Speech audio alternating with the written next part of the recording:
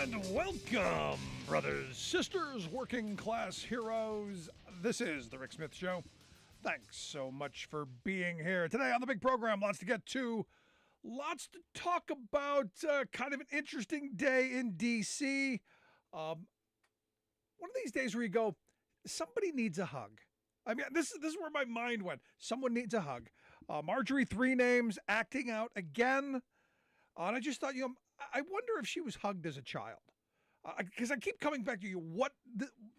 I know she loves to be the center of attention. I know she needs to be the center of attention. But today she has come out and said, articles of impeachment. Now, we knew they were coming. We knew that Republicans were going to do we got your back, Donald. We knew they were eventually going to go after Biden. And good. It's about time. It's about time Republicans do what they've been saying. Now, she didn't actually do what she's saying because it's not about actually doing. It's about, again, riling the base, getting everyone all tangled and bunched up in the panties. Yeah, it's about the daily outrage. So I got a lot of people, we're going to impeach Biden. Okay, go ahead. Go ahead. Seriously. Nothing else is going to get accomplished. I mean, they're in the process of trying to destroy the country by having us default. Why not? And I said from the beginning, let the Republicans be who they are. Democrats, stop trying to save the Republicans. It's interesting. And I don't think I talked very much about the whole George Santos thing. It's interesting how they're shielding him. Now, they need the vote, understand. They know they need the vote, but there's a moment at which you go, we have scruples, we have morals, we have values. And remember, Republicans are supposed to be the values people. They wear it on their sleeves.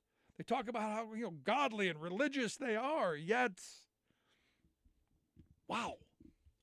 Now, also, I mean, it wasn't bad enough that, she went on this bizarre rant. And I got to tell you, it isn't even worth listening to be honest with you at this point.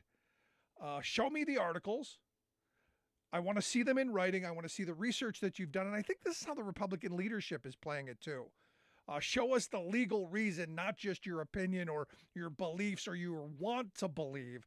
Show us that stuff that you're going to take in front of a trial judge, in front of the Chief Justice, if it eventually gets to that. Because you have to know, you got to convict.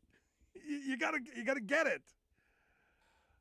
So show me what it is that you're going to put in writing. I want to see the legal stuff. I don't want to hear opinions. I don't want to hear what you want to believe. It's like everything. I say this all the time. What are you willing to take into that room where that person is wearing the black dress? Where they put the hand on that book that people seem to love so much and swear to tell the truth, the whole truth, nothing but the truth. So help them God, under the fear of, if you lie, you go to jail. I'm not seeing her do that. I wish, if she does, then it's a story. Also, wow, another one of these moments. The little victim, she plays the victim so well. She really missed her calling. Actress, that's where she should go. But as I said, she needs a hug. Evidently very frightened of the large black man. And a lot of the memes on social media are taking us back to the Emmett Till kind of scenario where, he yelled at me or he did something and I'm afraid for myself. Really? Anybody buying that out of Marjorie Three Names? No. Because remember, this is the woman that chased a child down the road and yelled at him and chased him down. And for her to now say, I'm worried for my... No, get out of here. Get out of here. Here's my problem. We're in this spot. Country's in really a moment of division. And someone like Marjorie Three Names knows this. So they're going to throw out this red meat because they know it's going to get everyone all tizzied up. Because there's part of me that thinks that the negotiations that are going on, and look, I'm not thrilled with the reports that the Biden appointees, the aides that they put are actually going to bring some concessions to the table. I think the debt ceiling's an idiotic thing. That's not where you fight this stuff. But the reports That's happening. And there's a report that maybe McCarthy's going to cave. So there's part of me that goes, she needs to get everybody all tizzied up and angry. And maybe at McCarthy, there's part of me that goes, if McCarthy doesn't allow her to just to go insane as she is, all you need is one person to oust him. I mean, this isn't about governing. This is about, hey, look at me. This is about getting attention. Can you imagine? Can you imagine a Speaker Green? Wow. Now here's the thing, and this is what bothers me. We're days away from a potential default. Hasn't happened in a couple hundred years. We're days away from our economy. What economists are telling me could be upwards of 8 million jobs lost. Could be massive hits to your. I know people are concerned about their 401ks. Could be massive hits to that, like we've never seen in our lifetimes anyway. Could be a blow to our standing in the world as the reserve currency, because for the first time we're not going to pay our bills. And all it takes, and this is the part that just blows my mind, all it takes is 5 Republicans, just 5, to say, yeah, we're not going to do this. Just 5. Just 5 to say, hey, we want to make sure that we're sane. Just 5. And this is the thing that gets me. You're talking about just 5 Republicans. That's it. Who could say, no, we're not going to slash funding for veterans. We're not going to slash funding for seniors and for food programs. Because understand, this is the part that's the most frustrating to me. None of them are talking about raising taxes on people who are well fed, well heeled, well cared for. The people who need it the least, they give the most. The people who need it the most seem to be getting the least. It seems, I don't know, for the folks who believe in that, who want the book, or tell me how much they love the book, I don't know that they've actually read it. And that's the problem I have. Look, I grew up in Catholic school. I grew up in an era of the Catholic Church being about peace and social justice, about loving thy neighbor and helping to feed the hungry and clothe the naked and care for the sick and do those things. So I grew up with that as my core belief structure. And yet, not so much. Not so much from our patriotic religious GOP. And that's frustrating. Now, we've got all this stuff going on, and it's great distraction. It's good outrage. We're fearing the economy is going to take a collapse. But for me, I got to be honest. The story that caught my attention, you remember the bridge in Pittsburgh that collapsed? The Fern Hollow Bridge collapsed. A couple cars went down in the drink. There was some Biden was coming there like the next day. It was kind of a big story. Well, the NTSB came out with their report. And guess what? Ain't good. They're saying that nationwide, that thing that happened in Pittsburgh, the fact that you have these steel bridges with exposed, supports and legs, that water, has eroded, created, rust and all kinds of things that help weaken them. Evidently, they're saying that could happen 10,000 times across the country. There are 10,000 bridges across the country with similar construction and the same kind of corrosion. And look, here's the thing: that Fern Hollow Bridge, they had done inspections on. They had noted that this could happen. They had said, "Hey, by the way, we should maybe do something about this." And it got me thinking today. Back in 2012, my state here in Pennsylvania, where I live, they passed a resolution saying that 2012 was going to be the official year of the Bible. And look, I'm not against the year of the Bible. Why not? And I said, the good thing about it being the year of the Bible is maybe we're going to pray more because we're going to have to, that we pray to get from one side of the bridge to the other without ending up in the down below. And we haven't done much since then. And it's one of these things where my mind went to, we got Republicans shooting kids through doors because some kid rang the doorbell. I'm worried about getting across the bridge. for my Republican friends who cling to their AR-15s, they are not going to save you when the bridge collapses. They make terrible flotation devices. But the idea that this got almost no attention because the people who didn't get hugs as children are throwing temper tantrums in public. This is the stuff we should be talking about. How do we rebuild our infrastructure? And we've got a guy who's doing it. Got a bill passed. Doing the work. This is Infrastructure Week. We're actually building infrastructure in Infrastructure Week. You figure it out. Let's quick go to the phones. Got Kurt on line 1 from Akron. Kurt, how are you? What's on your mind? Hey, good morning, or good afternoon, or good evening, Rick. So anyway, Marjorie Trader no longer green, right? No longer green. I don't know that she's actually changed her name yet. Right, but she is divorced. She is divorced. And look, Lauren Boebert's going that way too. So, the crazy duo, maybe they're going to hook up together. Betty and QAnon Betty and Veronica, I tell you. Where one goes, the other goes. But, she better be worried not only about going to jail, but if she claims to be the good Christian woman she is, she better be worried about going to hell for the lies that she's talking about. Ouch. Yeah. And then as far as infrastructure decade,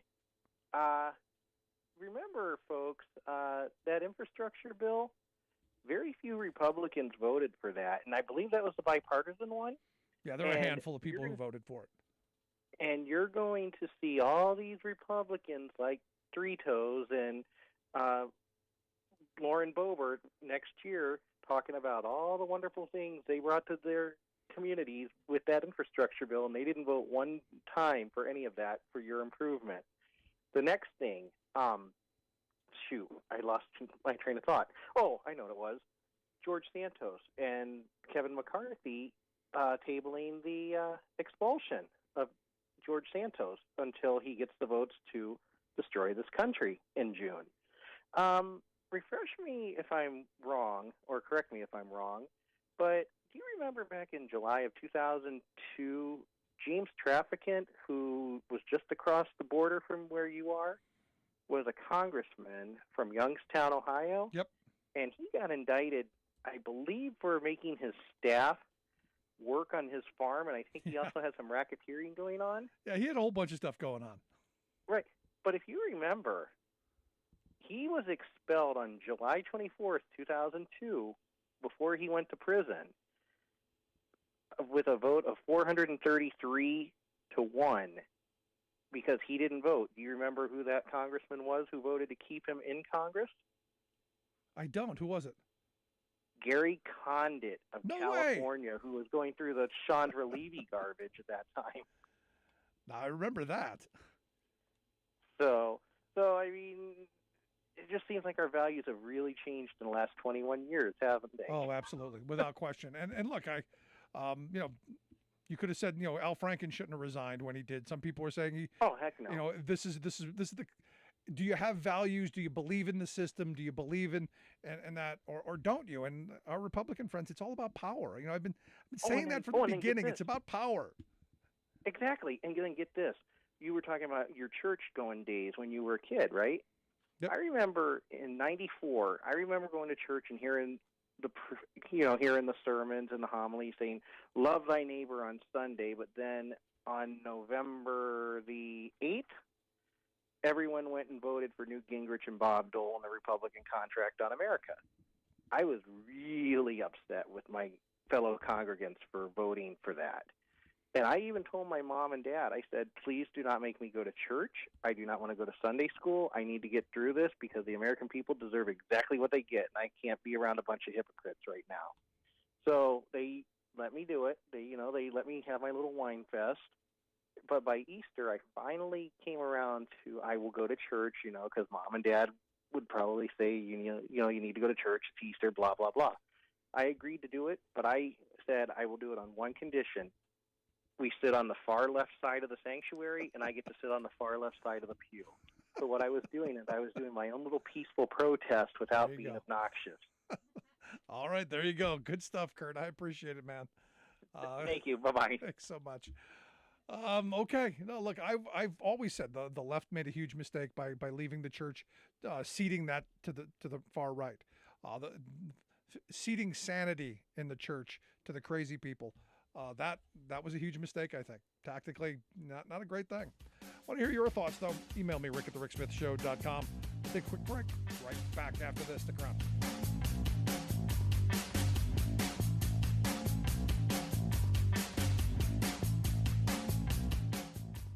We are AFGE, the American Federation of Government Employees. We represent 700,000 federal and D.C. government workers who are the vital threads of the fabric of American life. We support our nation's military. We take care of our nation's veterans. We protect our nation's borders. We respond to our nation's crises and natural disasters. We provide services to our nation's seniors. The American Federation of Government Employees. We work for America. The phone lines are open. Give Rick a call at 1-866-416-RICK. That's 1-866-416-7425. We are AFGE, the American Federation of Government Employees. We represent 700,000 federal and D.C. government workers who are the vital threads of the fabric of American life. We support our nation's military. We take care of our nation's veterans. We protect our nation's borders. We respond to our nation's crises and natural disasters. We provide services to our nation's seniors. The American Federation of Government Employees. We work for America. Welcome back to the Rick Smith Show. Now, here is Rick Smith. So the AP is reporting that confidence in our Supreme Court, lowest in at least 50 years. Gee, you think? And what's interesting is I had a bunch of conservatives yesterday reach out to me and complain that I was too hard on Clarence Thomas, that somehow they're okay with him taking $500,000 vacations on some billionaire's yacht, that they're okay with some billionaire paying his grandnephew or whatever he is his tuition, or buying his mother's house and doing renovations, or giving his wife huge amounts of money. They were okay with that. My mind went, imagine. Imagine if Sonia Sotomayor or Ketanji Brown Jackson or any of them had any of this stuff. And I just threw back, I go, look, at the end of the day, if you or me or any working stiff did that on a form, lied on a form, a government form under penalty of perjury, we'd be in a tin can. We'd be paying the price. And look, I went through a whole bunch of cases of why I have a problem with the Roberts Court. And for me, these were valid arguments. None of the conservatives wanted to argue the actual cases. They just believed that they were right, which is weird. Now, I got an email from a guy listening on our podcast. He said, Rick, listening to your podcast and heard you rattling off Supreme Court cases, made my head hurt. Too much information, he says. Of all of the cases you talked about, which one is the worst, in your opinion? Also, you said everyone is forced to sign arbitration agreements. I'm 35 and I've never seen one or been confronted by anyone demanding I signed one. Where are they? I don't. That's a 35 and have never seen one of these. I got some questions for you. They're in virtually everything that you do. Now, I guess the question is what is a forced arbitration agreement? What is one of these forced arbitration clauses? It's basically a contractual agreement that, parties, you and whoever else, you're going to resolve any problems you have through an arbitrator that's, dependent on making money other than our court system. And if you sign one of these things, you are legally required to go to this arbitrator. There is no court for you to go to. All decisions are final. So there's no appeals. There's none of this stuff. You get one bite at the apple. And here's the other part. And this is why I find them so bad. There have been studies on these arbitrations, and what they find is arbitrators are ruling for the entity over the individual in huge numbers. Why? One, because, well, the entity has the ability to help choose who the arbitrator is going to be. So if your bread has the butter on one side, which side are you going to, you know where you're going. But more importantly, these big companies or these entities that demand these things have attorneys, where individuals generally don't, because most individuals just believe they're right. They believe in right and wrong. They believe that, I was wronged, and this someone's going to agree when they hear my story. And the reality is it's not always work out that way. And the thing is you find these forced arbitration clauses in you name it, virtually every terms of service contract you'll ever sign, your cell phone, rental cars, all those small print things online when you go, hey, I got this app. Or any of this, anything that you sped through and didn't bother reading all of the little tiny stuff. That's where these things are found. And as I said, it's concerning to me that at 35, you've never read the fine print where this stuff is there. And I guess they know we're never going to read it. They put it in so much legalese and jargon that it's difficult to get through. But rest assured, it's there. And the thing is, they tell you, arbitrations, it's good for you. It's in your best interest. It's more efficient. It's more cost effective, and it is more efficient. Honestly, it is much more efficient and much more cost effective for them. Because as I said, the game is generally rigged, and more often than not, as I said, you don't have an attorney; they've got teams of them. And I go back to this. If it was good for you, they wouldn't do it. And that's where my frustration is in this. If it were something that were really good for you, that was really going to help you or me or any other working person, no. This stuff is heavily weighted toward big moneyed interests. This is most certainly the moneyed interest versus the rest of us. And as I talked about yesterday, when my aunt, she worked for a company 20 years. And because of this Supreme Court, her employer was able to walk into her office, slap down one of these things, said, sign it or pack your stuff and get out. That, again, we're supposed to have choice, remember? You could choose to enter into an agreement. What happened to that choice? It's the same thing with your cell phone. You say, look, I don't want to sign into this cell phone. Oh, well, you can't get the cell phone then. And every carrier has them. So what choice do you have? You have no choice. And in this vein, you don't even have the illusion of choice. You don't even have the idea to believe that I'm better than this. The only thing you can do is what I did when confronted with it in the doctor's office. Not sign it and not get the service. Go somewhere else. But what happens when there is nowhere else to go? And this is what the Supreme Court, thanks John Roberts Court, has done to working people and consumers. They've screwed us over. And that should anger us. All the other stuff aside, they're screwing us over. And we need to know it. I want to hear your thoughts. Email me, rick@thericksmithshow.com.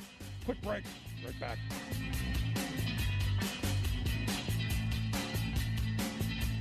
I'm Rick Smith, and this is Labor History in 2. On this day in labor history, the year was 1933. That was the day President Franklin Delano Roosevelt signed the Tennessee Valley Authority Act. The act created the TVA as a federal corporation and was tasked to address the resource development of the region, one of the poorest in the nation. These included flood control and improved travel along the Tennessee River. It also meant improved forestry to address soil erosion and facilitation of agricultural production. Control of water resources required a series of dams designed to navigate the river and reduce flooding. Though Wilson Dam had been completed before the establishment of the TVA, the authority had embarked on the construction of 16 more dams. During the Depression, the TVA hired tens of thousands of workers for conservation, construction, and development. Historian Eric Loomis notes that though the TVA was one of the region's largest employers of black workers, the authority also maintained rigid lines of segregation in its workforce. He adds that though 14 AFL unions eventually worked on dam construction, the agency initially refused to recognize unions. Workers would have to wait until 1940 to sign first contracts in the anti-union South. Today, the authority is most well known for its supply of electricity to nearby communities.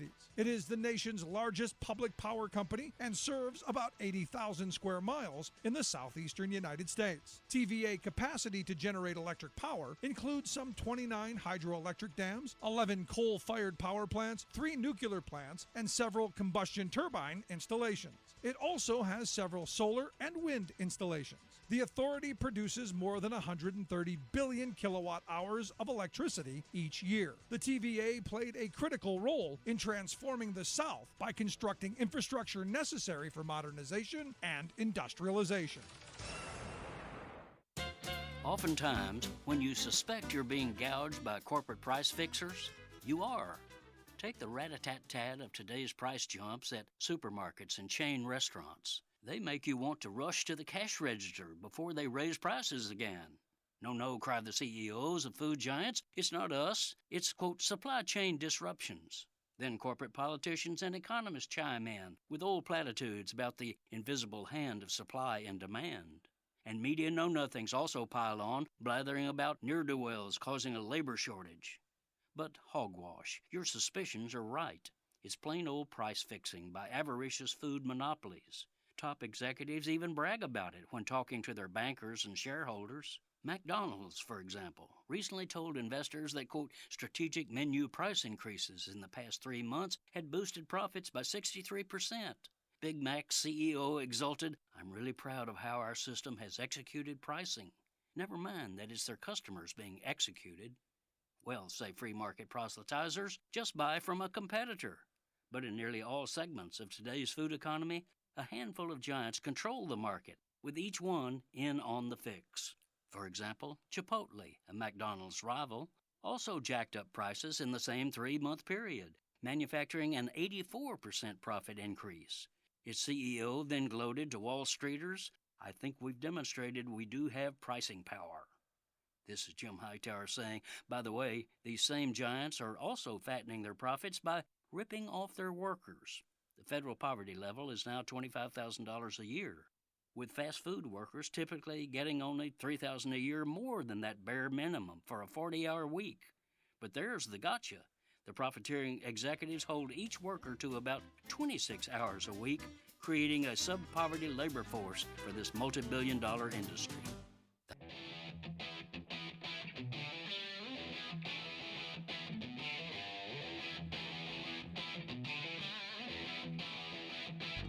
Welcome back to the Rick Smith Show. Now, here is Rick Smith. So the CEO of Dominion Voting Systems, he said, look, even though we got the massive settlement, the 780,000 million or 787 million, was it?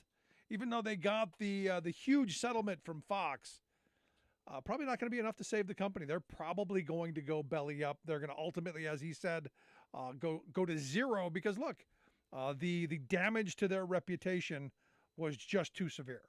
That there are other options and people are going in other places. And Republicans, they're so, it's a militancy thing because they still believe, you ask the average Trump supporter, still believes tons of fraud, tons of abuse, even though there's none to be found. They believe. And here to share some thoughts on, well, this and all the other top stories of the day. Asked our good friend Sarah Burris to come talk with us. Sarah is a reporter over at Raw Story, rawstory.com, the website. Sarah, thanks for taking time for us. Hello, happy Thursday. So Dominion, belly up, you think? You think he's right? It's really, I hope not. That's really sad.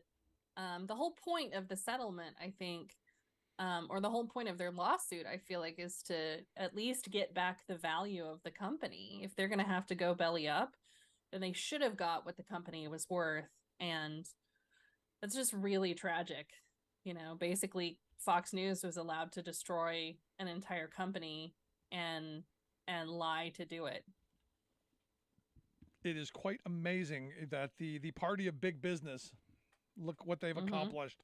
Now I got to get your thoughts. I've been waiting all day. Articles of impeachment. Happy impeachment week. It's going to be How impeachment. many were week. there? It was like 5 or 6. I forget. And I don't even know. There's nothing official. They haven't filed anything, right? I don't think so. I don't know that she knows how to file articles of impeachment. I don't know that anybody in her office knows how to do that. Maybe that's the problem, though, is it's taken her this long to figure it out. Or to learn how to spell the word impeachment. Yeah, and just like get her crayon and No, I mean this is. I've been waiting for this, since they took power. They've run on the fact that I've had many people tell me that they're going to impeach Joe Biden, and regardless of what, there's going to be no justification. You know it's going to happen because this is a tit for tat scenario. It's not about good governance. It's not about holding people accountable. This is just about pure political payback, and that's it. Her rambling was all about, I think, the fact that she didn't get hugged enough as a kid, and she needs her daily dose of attention, and this was it. I think you're probably right. One of the things that also happened today is that Comer asked for a 90-day extension for his committee that has been investigating Biden and Hunter Biden and all of the money part of their whole Biden conspiracy thing. And the reason he asked for another 90 days is that they don't have anything. And they thought that they were like going to be able to announce, well, we have all of these LLCs and there's this money that's going to people, and they have bank accounts. Yeah, and none of it linked back to Joe Biden. None of it. I mean, so they need the 90 days to figure that out. At the same time, you have Jim Jordan had his weaponization hearing again today. And the FBI guys basically got completely destroyed because it turns out they're, totally in favor of using violence to overthrow the American government, and that's why they got fired. So it's just like, everything that they're trying to do has been failing so badly that I feel like anytime, if Republicans want to impeach him, I think that is the perfect thing for Biden to I agree. grasp onto and be like, please come at me. No, I think they have. I'm like, good, about time. I've been waiting for this. We need this. We need my next 6 months of show prep, because the reality is it's going to be the carnival, the circus that they want to have. And at the end of it, it's just going to be just like Benghazi. We're going to have lots of show, lots of flash, lots of wasted money on hearings, lots of grandstanding, lots of, hey, look at me, I wasn't hugged as a child. And at the end of it, zip, zilch, nothing. Much like the Durham report.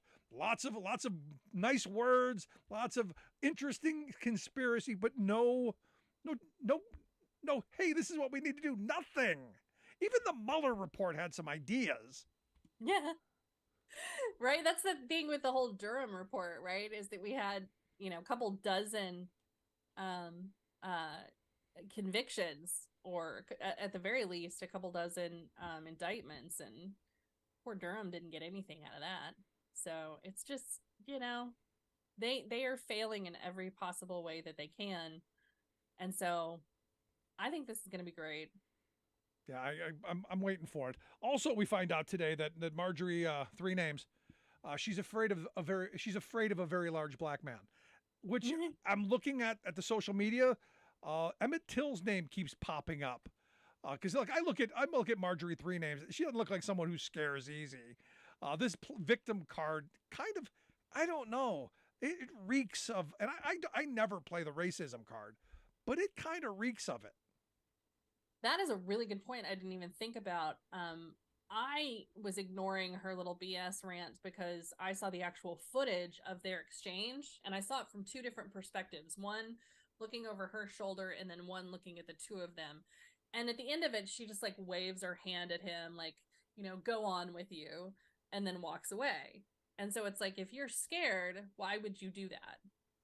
you know, especially if you're surrounded by like a whole bunch of people. Yeah, I mean, it's right. he said And mean cameras. things to me. He didn't agree with me. That's the thing, is he didn't even say mean things to her. He was being completely rational, and he was just like, dude, you know, so you got to stop watching Fox News. You got to do stuff that, you know, is going to help Americans. You got like all of this stuff. And I mean, it was the most rational thing ever. And if you're going to blow something out of proportion, I would go with, you know, the conversation with George Santos and AOC. That was at least a little bit more amusing, right? Yeah, no, but here's the thing. It looks like, look, I saw this as one of those aggressive moves by her. And it looks like Republicans are getting much more aggressive. I look for instance, yesterday you had Louisiana Republican Representative Clay Higgins, who literally grabbed a protester and marched them out of the way and handed them off the Capitol Police. And the Capitol Police took them away. Now, there were no charges for this person, and there may be charges on the congressperson, on this Clay Higgins. But when have you ever seen that? That is the weirdest thing I have ever seen. I'm curious what is going to come of that. I've been talking to Jake Burdett is his name. I've been talking with him because another friend of mine who's a civil rights lawyer was trying to help him, like, say, look, this really is legitimately assault. Here's what you need to do. You need to file a police report. You need to, you know, all of this stuff. And I saw the video of both sides of it, again, where you see the end of it where Clay Higgins is pushing him to the street. The whole first half of that is an exchange between him and Higgins, where Higgins is totally rational and normal. And they come to an agreement where he's like, okay, I'm going to stop asking questions for Paul Gosar because that was where it first began.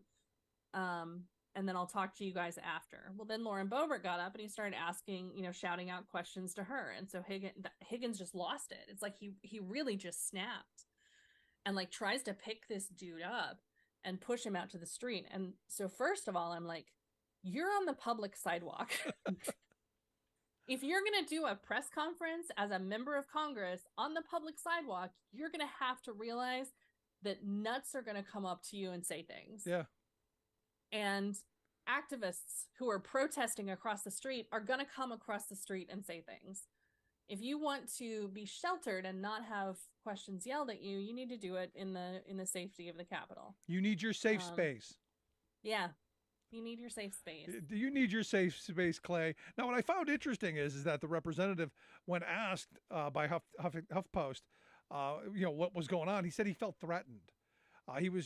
This person was appearing, I guess, threatening, and I'm going, wait a second. I saw the video, and I'm not putting this Burnett guy down at all.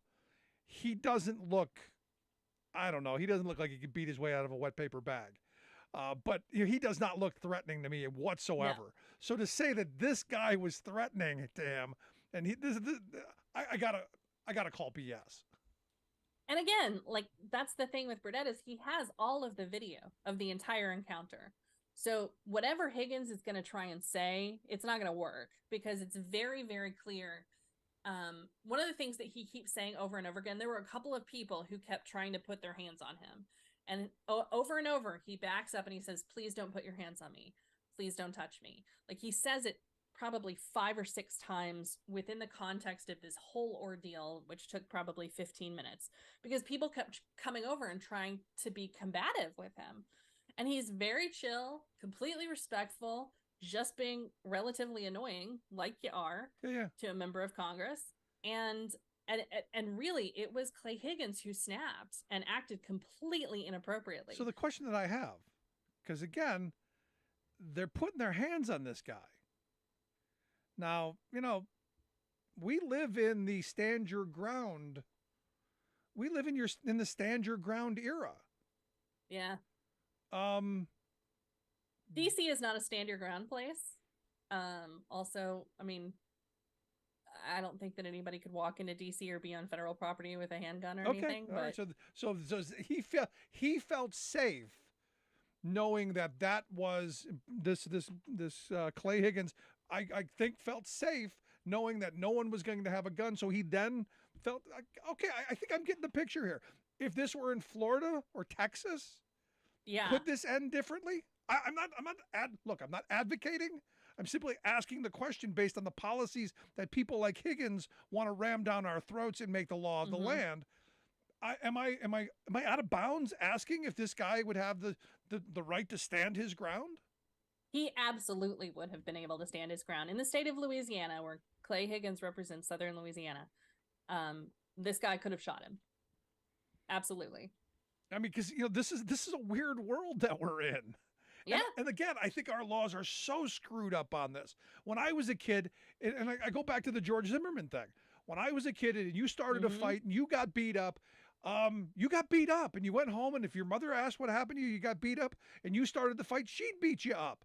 I mean, that's how society worked. Now it's okay to start a fight, to egg things on, to cause chaos, to cause misery. And then when you get beat up for it, I had to stand my ground. I had to defend. I was feeling threatened. What a weird, screwed up place we are in. What's funny, too, is this is not the first time that Clay Higgins has had an encounter with somebody.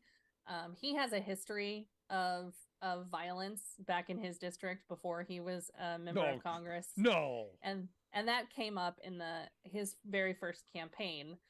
So, and again, like, this goes back to Greg Gianforte, right, in Montana. Yeah. It's the same stuff where members of Congress or any kind of politician feels so entitled that they have the ability to put their hands on somebody else and to do something violent to them. And I mean, I'm really hoping, I don't know if Jeff is going to take action. I'm really hoping that he does, because my goal, and what I've been talking to him is about is like, I want to follow this whole process with you.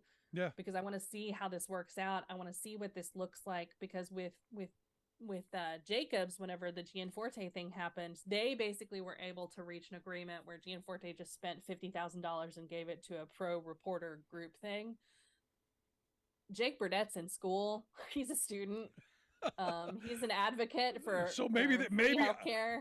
Am I saying that? Am I hearing you say maybe there's a Harlan Crow somewhere out there, gonna give him vacations and make all his dreams come true? Is that what I'm hearing? Man, I would love to see somebody who could maybe help a kid out with a really good lawyer. And honestly, like, there's no shortage of civil rights attorneys in the DC metro area. No. And actually a couple of them followed me today, and I was like, are you repping this guy? So like, we want to see. Right? This is one of those cases that gets your name in the paper. You're listening to the Rick Smith Show. We're here with Sarah Burris. Sarah's a reporter at Raw Story, rawstory.com, the website, if you want to take a look at her work, which is fabulous, by the way. I got to get your thought on the charisma ticket. I know that DeSantis has not officially jumped in to the 2024 presidential race, but there's already talk of Sarah Huckabee Sanders being the front runner for the number 2. And I'm going to call this the charisma ticket, because I don't think there's an ounce of charisma between the two of them, but I would love to see that. Oh my God, that would be the gift to television, or not, depending on how you look. But really, they're the most boring people with the least amount of personality that I've ever seen. The thing about DeSantis is, so he did a phone call, I think today, with a bunch of his donors, where he described himself as being in this. So to me, that means you basically have announced that you're running.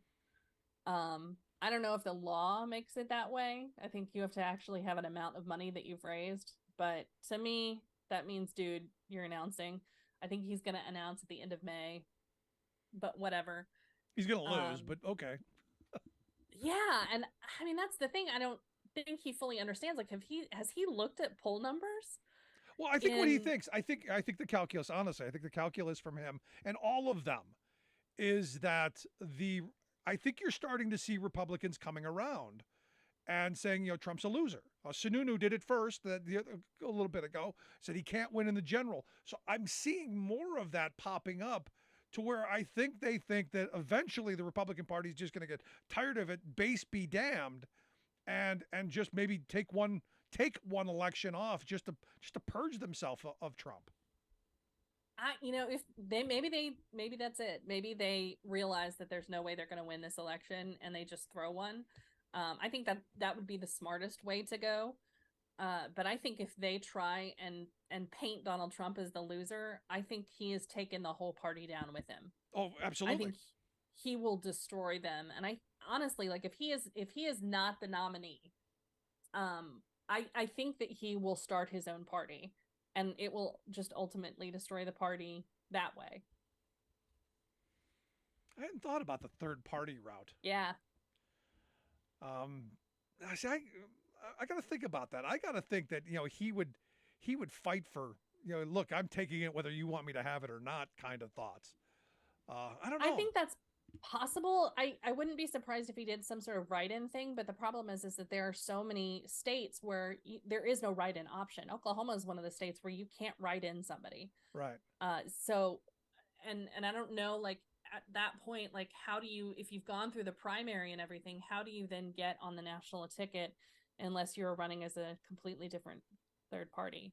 Well, I mean, they made it to where Republican delegates can't be split, so they actually made it easier for Trump to get through. Yeah. So well, that's why we play the game, and I'm looking forward to the conventions. We plan on being at both of them because I think again the fireworks, the entertainment should be well worth it. But Sarah, as always, great stuff. I appreciate the time. Thanks so much. Thank you. Have an awesome weekend, everybody. You as well. Our good friend Sarah Burris. Make sure you check out the work she does at Raw Story, rawstory.com, the website. We'll get links out on social media. You can take a look at that. Gonna take a quick break. Right back with your thoughts. Stick around. You're listening to The Rick Smith Show. We're working people. That's all.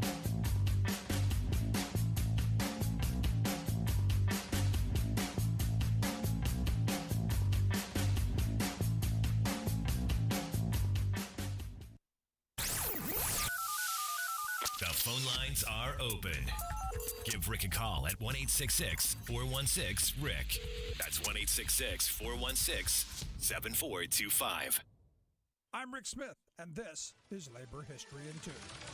On this day in labor history, the year was 1972. That was the day that Maggie Kuhn stood before a group of reporters to tell them about her organization, the Gray Panthers. The idea for the group had started 2 years earlier. 65-year-old Maggie had received the unwelcome news that she was going to be forced to retire from her executive position with the United Presbyterian Church. Maggie was not ready to retire. Instead, she started to organize. This was during the era of the Vietnam War protests, and Maggie found allies with young people who also wanted to see changes in society. The original group developed to build connections between young and old. They called themselves the Consultation of Older and Younger Adults for Social Change. Later, they shifted their name to the catchier Gray Panthers. The Panthers adopted the motto, Age and Youth in Action. In 1975, the Panthers held their first national convention in Chicago. 200 Panthers attended, representing 37 states. At the convention, the Panthers adopted a platform of issues. They included issues important to seniors, such as an end to mandatory retirement, better housing for the elderly, and expansions to rent control.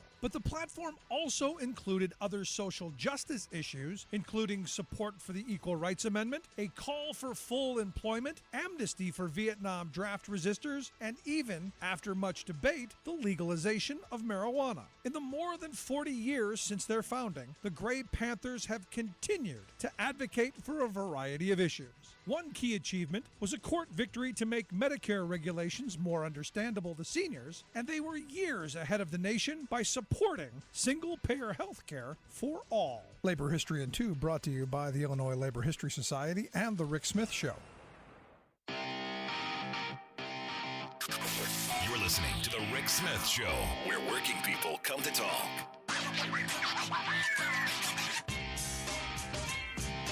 So interestingly enough, Billy Barr, former Attorney General during the Trump years, Billy Barr is saying that Trump is, how does he put it, very exposed legally if he was playing any games with the classified documents. I keep saying, look, I know a lot of people are saying, no, the documents aren't a big deal. I think the documents I think those are a big deal. And I know my friend Bob Ney says, no, it's a wash because of Biden and others having documents. It's not the having the documents. It's all of the stuff that they did to hold them. It's like it's not the act that gets you into trouble. It's the cover up. And everyone in DC should know that. Someone shoves a microphone in front of your face, don't lie. If you know the Bill Clinton thing, I know it's against every man's the fiber of your humanity to say, yeah, that happened. But if you're in that position, they already know it happened. So you can't lie. Dodge the question, don't answer, you say, get out of here, leave me alone, anything. But don't ever lie. And I think that's what Trump's problem is.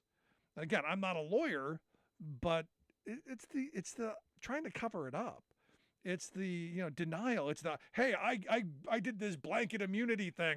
I signed a document and stuck it under the drawer so no one could find that says I am the emperor of the world. Yeah, that doesn't fly. Not gonna fly. Not like I said. You had Sununu coming out and saying, calling Trump a loser, saying he lost in 2020, he lost in 2022, he lost. He's just lost. Now you're starting to see, some other people, like Sarah said, you had DeSantis saying that, Trump's unelectable in the general, and they keep making this caveat. Yeah, he's going to win the primary, but he's unelectable in the general. You had John Cornyn, the senator from Texas, saying that, the Trump caucus is prominent. And, he said, we need to come up with an alternative. I think President Trump's time has passed. And what's most important is having a candidate who can actually win. And I think you're going to start seeing more of those kind of statements happening, to where eventually the Republican Party realizes, hey, he's got primary juice, but he doesn't have general juice. The question becomes, is how much is that going to hurt them at home in their own races, and are they up for election? I do find it kind of funny. You remember Anthony Scaramucci, the Mooch? Evidently, Mooch is backing Chris Christie, which that's kind of funny. And also, I guess they're talking about one of the big billionaires funding Christie as well. So there's part of me that goes, well, Scaramucci knows where the money is. He's like a cash hound dog. You know where the cash is going. And if Chris Christie jumps into the race, there will be a lot of money for him. Because compared to Trump, he's just as bombastic, he's just as combative, but he's not as overly inflammatory. And I think you get a lot of Republicans who will go back, Republicans who voted for Joe Biden, will go back to Christie. So for me, and I've said this before, I think Trump has to be taken out at the ballot box. I think he has to stand for election, and I think he has to get defeated in an overwhelming fashion, to where it's so big that there's no, they cheated me, they stole from me, it was all rigged. Ain't buying it. So that's kind of where my mind is right now. I think it has to be Trump. But will Republicans be able to save themselves? And again, I think Sarah's right. I think if Trump is the nominee, he takes down the party with them. And if he's not, does he take the party down? So for MAGA world, the question I have for my MAGA friends, if Trump doesn't get the GOP bid, if he doesn't get the nod, and he says, hey, I'm going to start the Trump party, are you following? Email me, rick@thericksmithshow.com. Right back.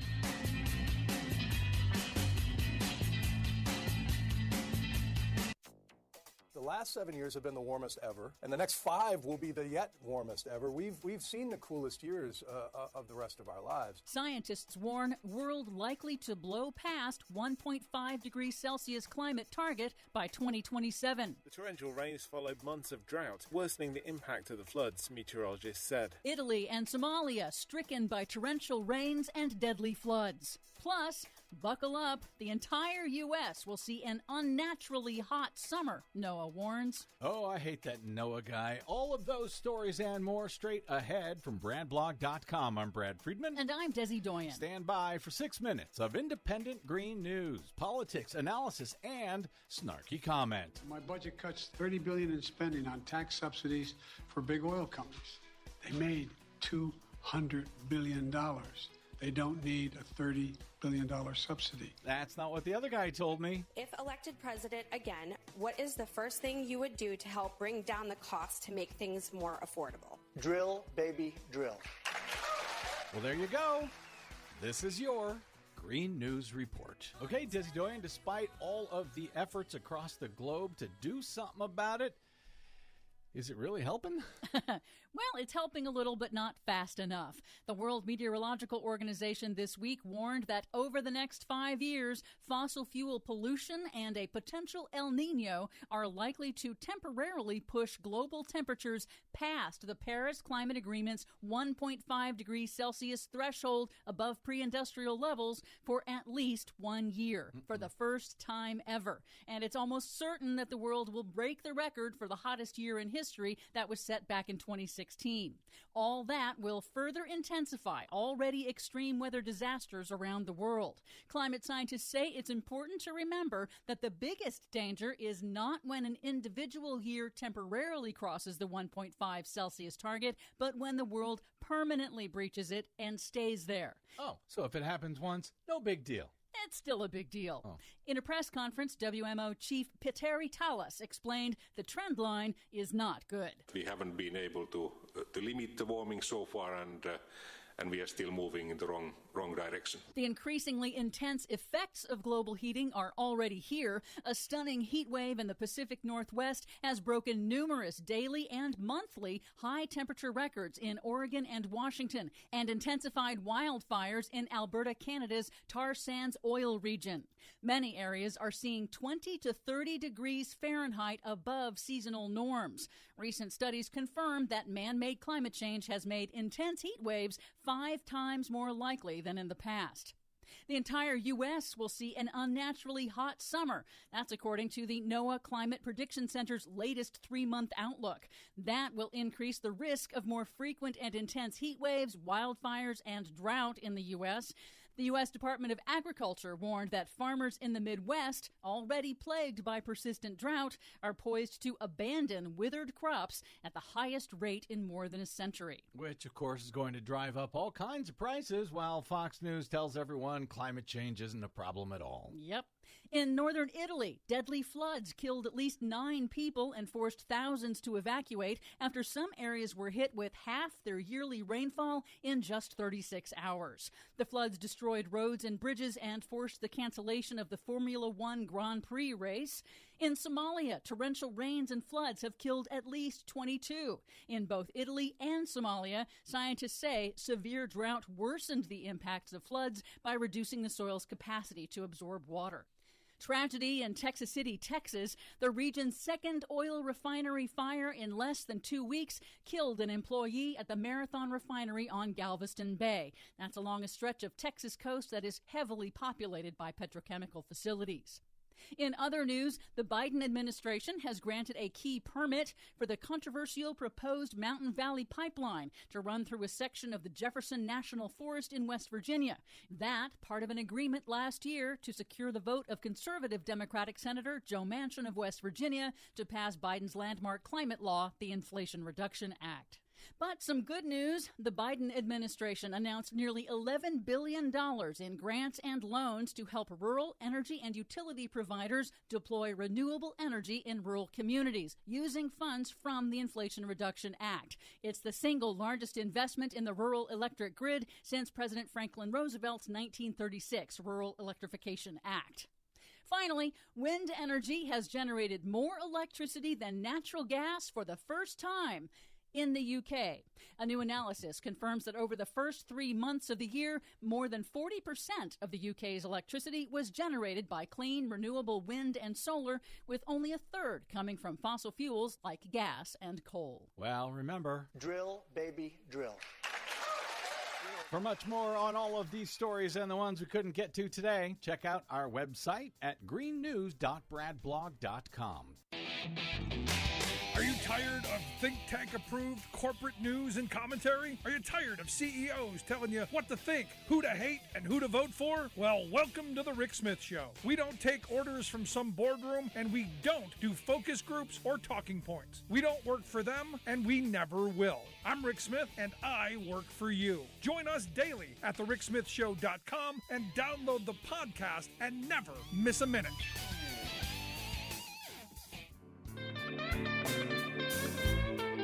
Welcome back to the Rick Smith Show. Now, here is Rick Smith.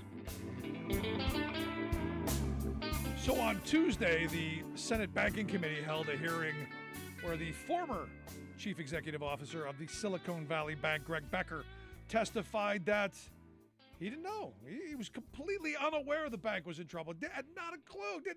Didn't know. Now, granted, he did sell his shares of the bank, weeks before, but never mind, just bad timing. I got to tell you, I'm not buying the testimony, but his quote was, I believe it was a series of unprecedented events that all came together in the fastest bank run in history. What's my fault? It wasn't me. It was somebody else. Anyway, here to share some thoughts on the testimony. And if anyone's buying it, I've asked my good friend Morris Pearl to come share some thoughts. Morris is the chair of the Patriotic Millionaires, patrioticmillionaires.org, the website. Morris, thanks for taking time for us. Yeah, it's great to be in your show, Rick. Now, you've been a corporate bigwig. You've been in those boardrooms. Does this excuse, who could have known? I didn't. I was completely shocked. Would that ever fly? Well, I mean, I don't know if he committed a crime, but I think it's absurd. I mean, Senator Sherrod Brown says it sounds worse than your dog ate your homework. I mean, I think that's an exact quote. Yep. What I told my guys after I've read it is it's, unprecedented if you're too young to have heard of where's the beef and who you gonna call, and ET phone home, because these things happened before. Right. Things happened in the 1970s, the 1980s, and yeah, maybe he's too young to remember those things, but interest rates do sometimes go up, so it's not unprecedented. It's maybe unprecedented for him, but it's like the most ridiculous thing. I mean, he blames everybody except for himself. And what kind of leadership is that? Is that what they teach you in, I don't know where, but I don't think that's what they teach you in West Point about leadership, is blame someone else if something goes wrong. Well, I got to think this is the defense of please don't convict me. Please don't send me to jail kind of thing. And please don't look into if there were any crimes. Just, trying to play hey, I was stupid. I made it. I think it was the guy from Louisiana, John Kennedy, who said that he made a stupid bet. And the American people now are going to have to pick up the tab for his stupid bet. And I would have been okay with that. Hey, we over leveraged a little bit. We were a little more aggressive than we should be. I would go, yeah, I get that. But the fact that they didn't have a risk officer for quite some time, if I remember, am I getting that? Do I remember that right? Yeah. The position of chief risk officer was vacant for most of 2022. And he talks about having made low risk investments. He made low risk investments, guaranteed by the Treasury, but they were mortgages guaranteed for timely payment of principal and interest. But he was used to having these mortgages at extremely low interest rates that people were refinancing, at several percent per month. So most people took out a mortgage, and on average, they're 30% of people are paying off their mortgages every year. Now it's 4% when interest rates have gone up. But that's the kind of thing that that you look at. I mean, the first questions from the Federal Home Loan Bank, of the banks they regulate, is interest rates going down 3%, 3 percentage points, interest rates going up 3 percentage points. I mean, like, he didn't know it was going to happen, but he should have known it could have happened. And he said he wasn't on the asset liability committee. Well, that's an excuse that he delegated, you know? I was like, yeah, that's not a good excuse though.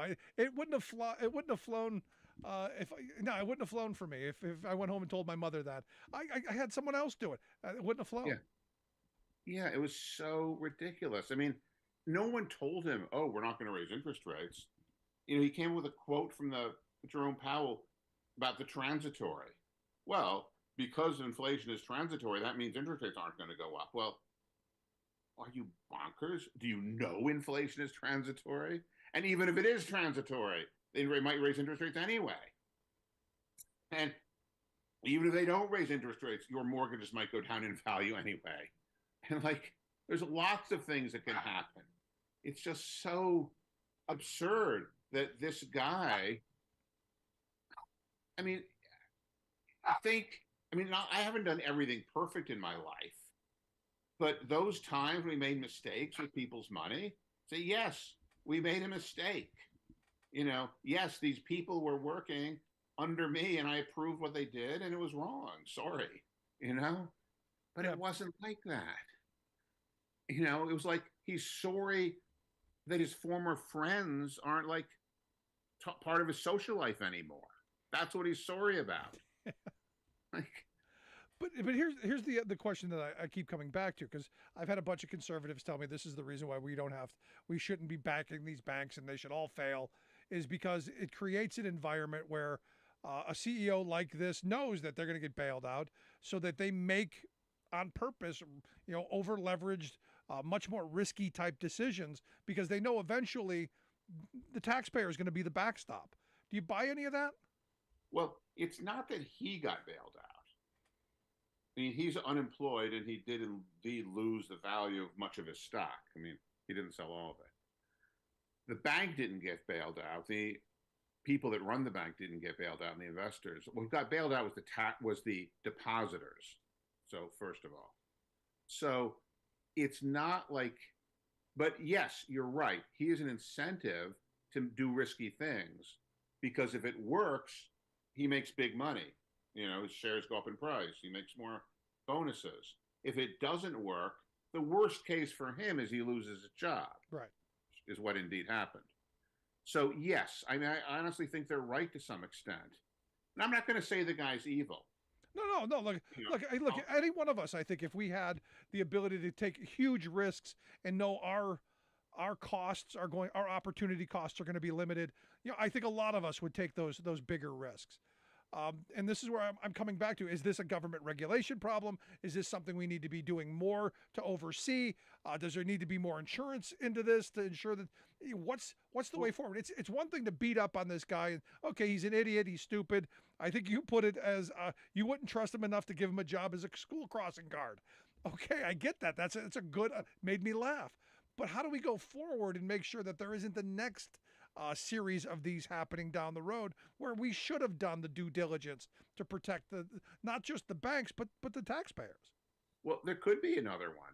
And the thing is, if you're in the bank situation, if you're in the situation where you're investing other people's money, but you get part of the profit, but none of the losses, well, you have an incentive to take more risk. Say that 100 people gave me their money to invest, and I got a percentage of the profit. And if there's no regulation at all, and I could do whatever I wanted, I would take half the money and put it on black, and half the money and put it on red. And I tell those half the customers who won, I tell them, oh, we doubled your money for you. And here's my percentage of the profit. And the rest of the customers, oh, sorry, we lost all your money. And I'd be doing great, you know, but that's why we have regulation. That's why the Fed and the FDIC regulate banks specifically, so they don't do that. And obviously something that obvious they wouldn't do. But they were trying to do that kind of thing with somewhat less obviously. Okay. So there was something happening, because I still want to pull Peter Navarro into this, because there's still, you know, I've still got people going, you know, did he trigger this, or was he just the one smart enough to go, hey, this is in trouble, I got to protect myself? So I'm curious, is there any part of this for him in this? I don't think, I don't think, I mean, I don't know, but I don't think there was a reason that people would deliberately want the bank to fail. I think there were people who could read the reports and see that they had all this mortgage-backed securities in the end of December in the report that was published in February, and know that, oh, rates are going up. These things have already gone down in value so much that as of December, your bank was on the edge of being insolvent. So now that rates have gone up even more in March, well, you're even more insolvent and probably over the edge. And, you know, if they thought that they had uninsured deposits, yeah, it makes a lot of sense to withdraw your money, you know, and do something else with it. How much So of this? How much of this do you think? Evil? How much of this do you think is the fact that we've had such low interest rates for so long that people just never thought that anything could possibly, we could never see the kind of interest rates we see now? I hope you're right. I hope that's the actual answer, that he really was making a stupid bet, in Senator Kennedy's words. I can't imagine someone being a CEO of a bank and being that stupid. It doesn't make any sense to me. It's like he failed asset management 101. I think one of the senators said that too. And like, it's just, and even most banks aren't failing, of course. Right. We have thousands of banks in our country. You know, 3 or 4 of them failed in the last few months since interest rates have been going up. So it's not like all bankers are stupid. So it's let me not ask you this then, since it's only these handful, because, you know, I've had a bunch of people say, oh my God, the sky's falling. You know, businesses fail. Businesses fail all the time. You know, is it unprecedented for banks to go under? I mean, you're the investment guru. Is it unusual that a bank goes under at any time? No. I mean, there weren't any the year before last, but there typically been, you know, 5 or 10 banks going out of business a year, taken over by the FDIC. The FDIC, the regulators, the FDIC has closed 5 or 10 banks a year in a typical year, mostly small banks. Very rarely banks as big as these, Right. and not for years. But yeah, I mean, I think we need the regulation because they have either deliberately or accidentally, you know, the kind of thing I was talking about with putting half the money on red and half on black. You know, I mean, whether it's on purpose or through stupidity, either way, it doesn't really matter. We Right. need regulators who are keeping an eye on them and not letting them do that. And these regulators, at least some people at the Fed, saw what was going on months earlier, like almost a year ago, last summer. Right. That's what I was going to ask you, because Sherrod Brown, in his testimony, said, you know, why did you ignore all the admonishments? Admonitions is the word he used, from regulators. You know, and he said the answer is simple. It's the same that we find in most bank failures, because executives were getting rich. That was his. So for him to say it's unprecedented, for him to say he didn't know, did regulators, you know, as you've said, you know, highlight this stuff so that they could fix it, or was it too far gone? It wasn't too far gone last summer, and it was. I mean, the regulators did notify the bank executives, but the bank there decided to continue doing what they were doing. Yeah. And I mean, the regulators don't want to. They want the bank to be profitable. The best way to have a bank not lose money is for the bank to make a lot of profits. So that's sort of on one side of the regulatory idea. Yeah, because that's usually what happens when you don't lose a lot of money. You make profits. Yeah. So the first thing is the regulator wants the bank not to lose money.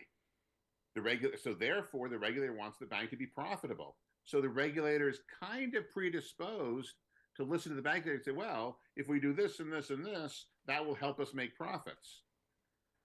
Because the regulator wants the bank to make profits. Right. But these regulators knew this was highly risky, and they lacked the authority or they lacked the wherewithal to make the bank stop doing it. I mean, frankly, they should have closed the bank down in like August or September, not waited till March.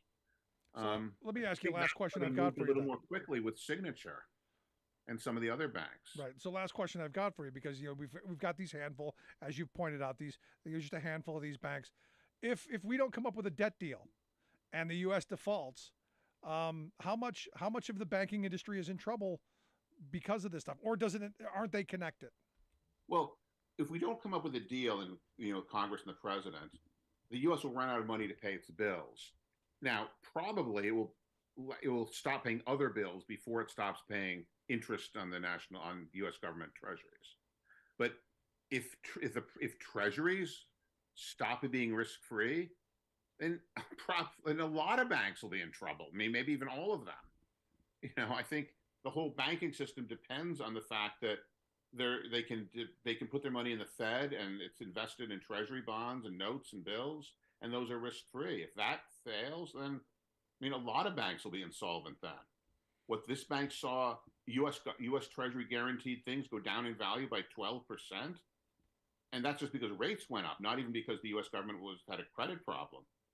If the U.S. government actually has a credit problem, they'll go down a lot more, and a lot of banks will have problems. So more fun to look forward to in the next month. But Morris, as always, I appreciate the time. Thanks for the information and keeping us up to date.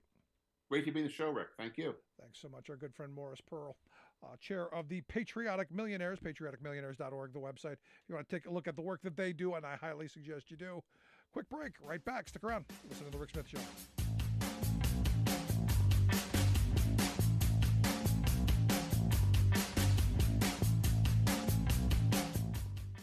We are AFGE, the American Federation of Government Employees. We represent 700,000 federal and D.C. government workers who are the vital threads of the fabric of American life. We support our nation's military. We take care of our nation's veterans. We protect our nation's borders. We respond to our nation's crises and natural disasters. We provide services to our nation's seniors. The American Federation of Government Employees. We work for America. We are AFGE, the American Federation of Government Employees. We represent 700,000 federal and D.C. government workers who are the vital threads of the fabric of American life. We support our nation's military. We take care of our nation's veterans. We protect our nation's borders. We respond to our nation's crises and natural disasters. We provide services to our nation's seniors. The American Federation of Government Employees. We work for America.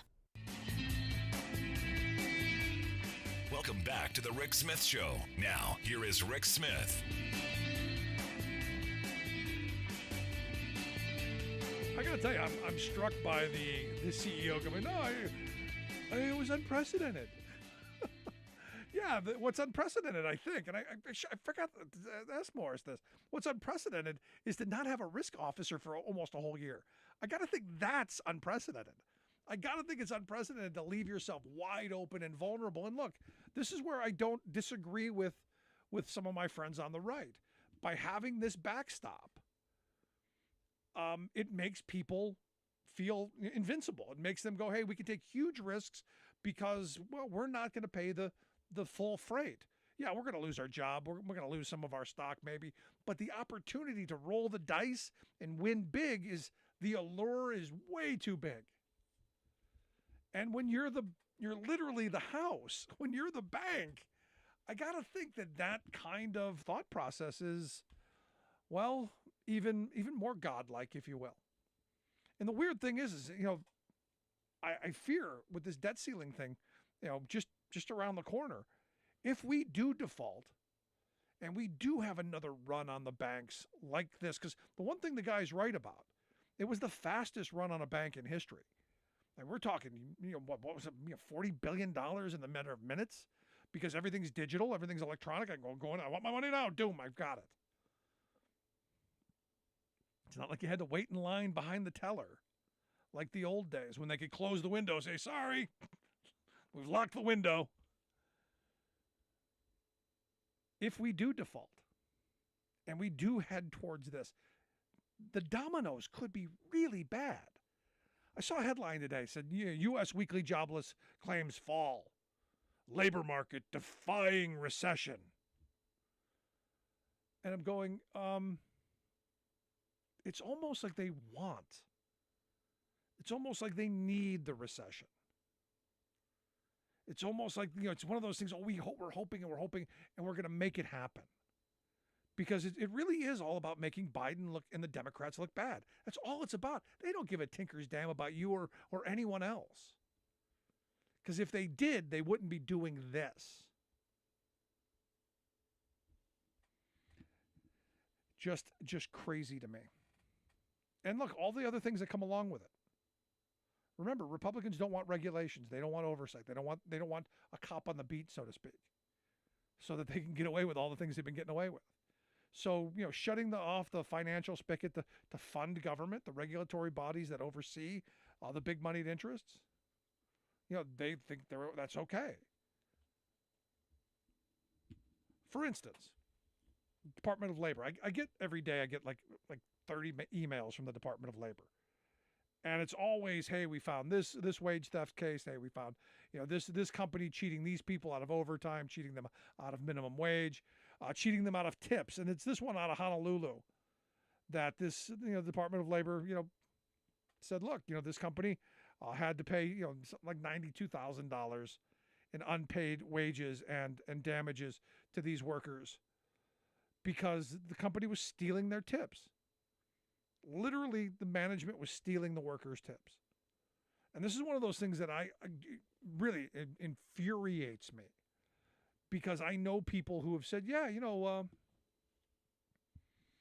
we throw our tips into a pool and, we pay everybody out of the pool. I go, well, I didn't give you that tip to be pooled with the management.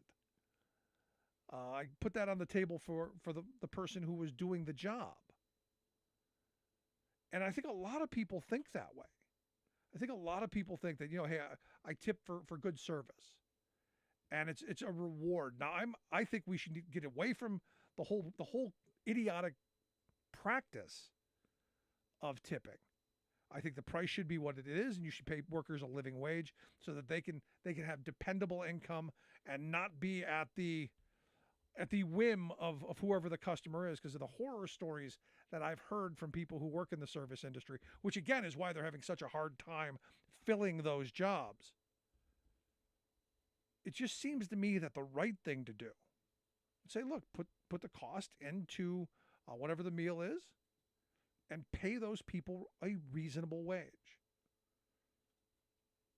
I remember back when I was in college, and one of the person I was dating at the time worked at a restaurant, and for tips. And oddly enough, now that I think about it, I think the minimum wage was probably the same back then. No, actually, it wasn't. I think it was like $1 something. But it's like $2.90 an hour now. Hasn't gone up in like almost 30 years. But I remember her coming home, a lot of times being just furious that a big table would come in and the bill would be $100 and they'd leave $3. And you go, you worked your behind off for virtually nothing.